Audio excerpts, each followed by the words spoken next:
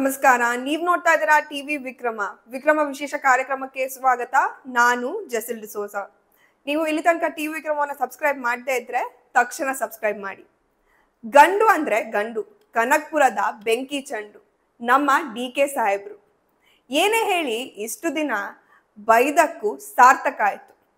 ಅಂತೂ DK ಶಿವಕುಮಾರ್ ಅವರು ಬದಲಾಗಿದ್ದಾರೆ. Brothers ಅಂತಿದ್ದ DK ಶಿವಕುಮಾರ್ ಕಂಪ್ಲೀಟ್ ಆಗಿ ಚೇಂಜ್ ಆಗಿದ್ದಾರೆ. DK ಶಿವಕುಮಾರ್ ಹೆಸರಲ್ಲೇ ಶಿವ ಇದೆ. ಹಂಗಂತ ಸಿದ್ದರಾಮಯ್ಯ ಅವರಂಗೆ ನಾನು ರಾಮ ಅಂತ ಹೇಳ್ತಾ ಇಲ್ಲ, ಬದಲಾಗಿ ನಾನೊಬ್ಬ ಪರಶಿವನ ಭಕ್ತ ಅಂತ ಹೇಳ್ತಾರೆ. ನಾನು ಕುಂಭಮೇಳಕ್ಕೆ ಹೋಗ್ತೀನಿ ಅಂತಾರೆ. ಎಲ್ಲ ದೇವರಿಗೂ ದೊಡ್ಡ ದೇವರು ಪರಮೇಶ್ವರ. ಪರಮೇಶ್ವರನ ಪ್ರತಿಮೆ ಈಶ್ವರ ಕಪಿಲೇಶ್ವರ.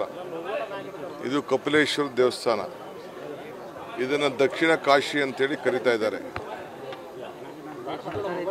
ನಾನು ಕೂಡ ಈ ಬಾರಿ ಕುಂಭಮೇಳಕ್ಕೆ ಹೋಗಬೇಕು ಅಂತ ತೀರ್ಮಾನ ಮಾಡಿದ್ದೀನಿ. ನಾನು ನಮ್ಮ ಕುಟುಂಬ, ಅಲ್ಲಿ ಸರ್ಕಾರದವರು ಕೂಡ, ಅಲ್ಲಿ ಹಿರಿಯ ಮಂತ್ರಿಗಳು ಕೂಡ ಬಂದು ನನ್ನನ್ನು ಆಹ್ವಾನಿಸಿದ್ದಾರೆ, ಬಂದು ನನ್ನ ಕರೆದಿದ್ದಾರೆ. ನಾನು ಕುಟುಂಬ ಸಮೇತ ಹೋಗ್ತಾ ಇದ್ದೀವಿ.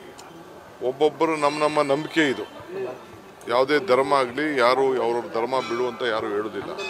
ಕೊಟ್ಟ ಮಾತು ಇಟ್ಟ ಹೆಜ್ಜೆ DK ಸಾಹೇಬ್ರು ಯಾವತ್ತೂ ಹಿಂದೆ ಇಡೋರಲ್ಲ ಅನ್ನೋದು ಪ್ರೂವ್ ಮಾಡಿಬಿಟ್ರು. ಖರ್ಗೆ ಸಾಹೇಬ್ರು ಒಂದು ಕಡೆ ಕುಂಭಮೇಳ ಹೋಗೋದೇ ತಪ್ಪು ಅನ್ನೋ ಹಾಗೆ ಮಾತಾಡಿದ್ದಾರೆ. अरे भाई, गंगा में डुबकी लेने से गरीबी दूर होती क्या? आपको खाना मिलता पेट को? मैं किसी की आस्था के ऊपर ठोस नहीं लगाना चाहता हूं.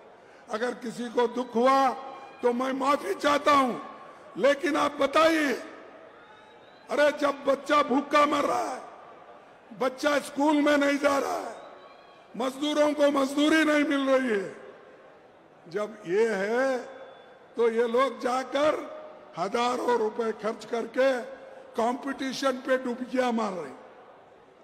कंपटीशन में एक डुबकी मारता दूसरा, और जब तक वो टीवी में अच्छा नहीं आता तब तक डुबकी मारते रहते.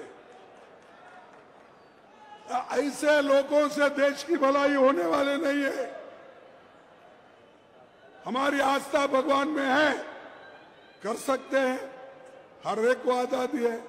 तुम रोज पूजा करते हो, घर में हर आदमी हर महिला पूजा करके बाहर निकलती है, कोई एतराज नहीं है.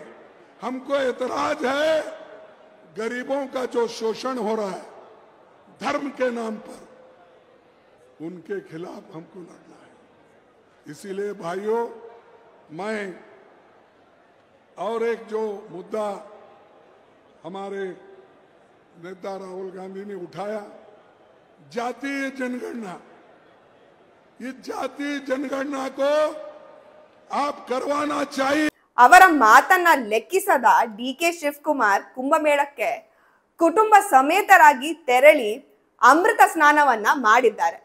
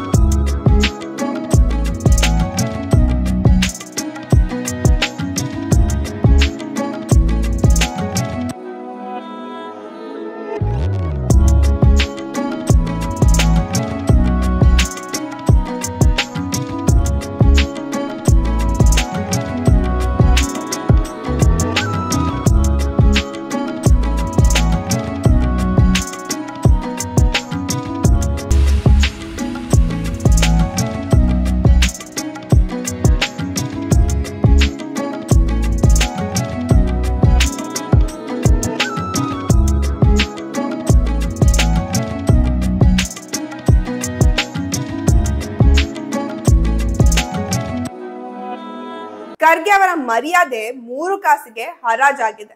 ಇವಾಗ ಅದ್ ಎಲ್ಲಿ ಹೋಗಿದ್ದಾರೋ ಅಂತ ಗೊತ್ತಿಲ್ಲ. ನಿಜ ಹೇಳ್ಬೇಕಂದ್ರೆ ನನ್ಗೆ ಪರ್ಸನಲ್ ಆಗಿ ಅನ್ಸಿದ್ದು ಗಂಡ್ಸು ಅಂದ್ರೆ ಅದು DK ಶಿವಕುಮಾರ್ ಅವರು. ಯಾಕೆ ಅಂತ ಹೇಳ್ತೀನಿ ಕೇಳಿ. ರಾಜಕೀಯ ಗುದ್ದಾಟ, ಟೀಕೆ ಇದೆಲ್ಲ ತುಂಬಾನೇ ಕಾಮನ್, ಅದು ಇರ್ಲೇಬೇಕಿದೆ. ಆದ್ರೆ ರಾಜಕೀಯಕ್ಕೋಸ್ಕರ ತನ್ನ ಧರ್ಮವನ್ನ ಅಪಹಾಸ್ಯ ಮಾಡೋದು ಎಷ್ಟರ ಮಟ್ಟಿಗೆ ಸರಿ? ಯಾವತ್ತು ರಾಜಕೀಯಕ್ಕೋಸ್ಕರ ಧರ್ಮವನ್ನ, ಆಚರಣೆಯನ್ನ, ಪದ್ಧತಿಯನ್ನ ಬಿಡಬಾರ್ದು. ಅದನ್ನ DK ಶಿವಕುಮಾರ್ ಅವರು ಮಾಡಿದ್ದಾರೆ. ತಮ್ಮದೇ ಪಕ್ಷದ ರಾಷ್ಟ್ರಾಧ್ಯಕ್ಷ ಕುಂಭಮೇಳವನ್ನ ಟೀಕೆ ಮಾಡ್ತಾರೆ. ಆದ್ರೆ DK ಶಿವಕುಮಾರ್ ಅವರು ಅದ್ಯಾವದನ್ನ ಲೆಕ್ಕಿಸದೆ ಕುಂಭಮೇಳಕ್ಕೆ ಹೋಗ್ತಾರೆ. ಇನ್ನೂ ನೆನಪಿದೆ ಸಿದ್ದರಾಮಯ್ಯ ಅವರು ರಾಮ ಮಂದಿರದ ಬಗ್ಗೆ ಆಡಿದ ಆ ಅಹಂಕಾರದ ಮಾತು.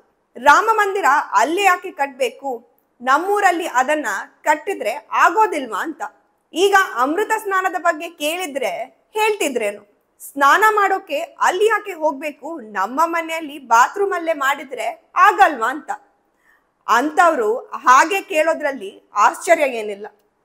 ಈಗ ಮಲ್ಲಿಕಾರ್ಜುನ್ ಖರ್ಗೆ ಸಾಹೇಬ್ರೆ, ನಿಮ್ಗೆ DK ಶಿವಕುಮಾರ್ ಅವರನ್ನ ಕೇಳುವ ತಾಕತ್ತಿದೆಯಾ? ತ್ರಿವೇಣಿ ಸಂಗಮದಲ್ಲಿ ಸ್ನಾನ ಮಾಡಿ ಪಾಪ ಪರಿಹಾರ ಆಗುತ್ತಾ ಅಂತ DK ಶಿವಕುಮಾರ್ ಅವರಿಗೆ ಕೇಳಿ ನೋಡಿ. ಕೇಳೋದಿಲ್ಲ. ಯಾಕಂದ್ರೆ DK ಶಿವಕುಮಾರ್ ಅವರನ್ನ ಪ್ರಶ್ನಿಸುವ ತಾಕತ್ತು ಈಗ ಸ್ವತಃ ಇಟಲಿ ಮಾತೆಗೂ ಇಲ್ಲ. ಯಾಕಂದ್ರೆ DK ಶಿವಕುಮಾರ್ ಅವರಿಗೆ ಕಾಂಗ್ರೆಸ್ ಆಲ್ರೆಡಿ ದೊಡ್ಡ ಮೋಸವನ್ನೇ ಮಾಡಿದೆ. ಮೊನ್ನೆ ಒಂದು ಕಮೆಂಟ್ ಅನ್ನ ಓದಿದ್ದೆ. ಒಬ್ಬ DK ಶಿವಕುಮಾರ್ ಅವರ ಅಭಿಮಾನಿ, ಒಕ್ಕಲಿಗ ಸಮುದಾಯಕ್ಕೆ ಸೇರಿದ್ದವರು. ಅವರು ಬರೀತಾರೆ, ನಾನು DK ಶಿವಕುಮಾರ್ ಅವರು CM ಆಗ್ತಾರೆ ಅಂತ ವೋಟ್ ಹಾಕಿದ್ದೆ. ಒಕ್ಕಲಿಗ ಸಮುದಾಯದವರು ನಾಯಕರಾಗ್ತಾರೆ ಅನ್ಕೊಂಡಿದ್ದೆ. ಆದ್ರೆ ಎಲ್ಲ DK ಶಿವಕುಮಾರ್ ಅವರಿಗೆ ಮೋಸ ಮಾಡಿದ್ರು ಅಂತ. ಅಫ್ಕೋರ್ಸ್ ಅದು ಸತ್ಯವೇ. ಸಾಕಷ್ಟು ಒಕ್ಕಲಿಗರು ಈ ಬಾರಿ DK ಶಿವಕುಮಾರ್ ಅವರಿಗೆ ಕಾಂಗ್ರೆಸ್ ಅನ್ಯಾಯ ಮಾಡೋದಿಲ್ಲ ಅಂತಾನೆ ಅವರಿಗೆ ವೋಟ್ ಹಾಕಿದ್ರು. ಆದ್ರೆ ಕೊನೆಗೆ ಕಾಂಗ್ರೆಸ್ ಹೈಕಮಾಂಡ್ ಸಿದ್ದರಾಮಯ್ಯನವರನ್ನ ಕುರ್ಚಿ ಮೇಲೆ ಕೂರ್ಸಿದ್ರು. ಪಕ್ಷಕ್ಕಾಗಿ ಸರ್ವತ್ಯಾಗ ಮಾಡಿದ DK ಶಿವಕುಮಾರ್ ಅವರಿಗೆ CM ಭಾಗ್ಯ ದಕ್ಕಲೇ ಇಲ್ಲ. ಈಗ್ಲೂ ಅದಕ್ಕಾಗಿ ಒದ್ದಾಡ್ಬೇಕಿದೆ. ಹೀಗಿರುವಾಗ ಯಾವ ಧೈರ್ಯದಲ್ಲಿ DK ಶಿವಕುಮಾರ್ ಅನ್ನ ಪ್ರಶ್ನೆ ಮಾಡ್ತಾರೆ? ಕೇಳುವ ಮುಖ ಆದ್ರೂ ಬೇಕಲ್ವಾ? DK ಶಿವಕುಮಾರ್ ಅವರನ್ನ ನಿಜಕ್ಕೂ ಈ ವಿಷಯದಲ್ಲಿ ಮೆಚ್ಕೊಂಡೆ. ಇಲ್ಲಿ ರಾಜಕೀಯ ಮ್ಯಾಟರ್ ಆಗಲ್ಲ, ಈ ದೇಶದ ಆಚರಣೆ ಹಾಗೂ ಇಲ್ಲಿನ ಸಂಸ್ಕೃತಿ ಮ್ಯಾಟರ್ ಆಗುತ್ತೆ. ಅದನ್ನ ಗೌರವಿಸಿದ್ರೆ ನಾವು ನಿಮ್ಗೆ ಗೌರವಿಸುತ್ತೇವೆ ಅಷ್ಟೇ. ಟಿವಿ ವಿಕ್ರಮ, ದೇಶ ನಿಮ್ಮ ಕೈಯಲ್ಲಿ. ಈ ಕಾರ್ಯಕ್ರಮ ನಿಮಗೆ ಇಷ್ಟ ಆಗಿದ್ದಲ್ಲಿ ಲೈಕ್, ಶೇರ್ ಹಾಗೂ ಕಮೆಂಟ್ ಮಾಡಿ. ಟಿವಿ ವಿಕ್ರಮದ ಕಾರ್ಯಕ್ರಮಗಳನ್ನು ನಿರಂತರವಾಗಿ ವೀಕ್ಷಿಸಲು ಸಬ್ಸ್ಕ್ರೈಬ್ ಮಾಡಿ, ಬೆಲ್ ಐಕನ್ ಒತ್ತಿ.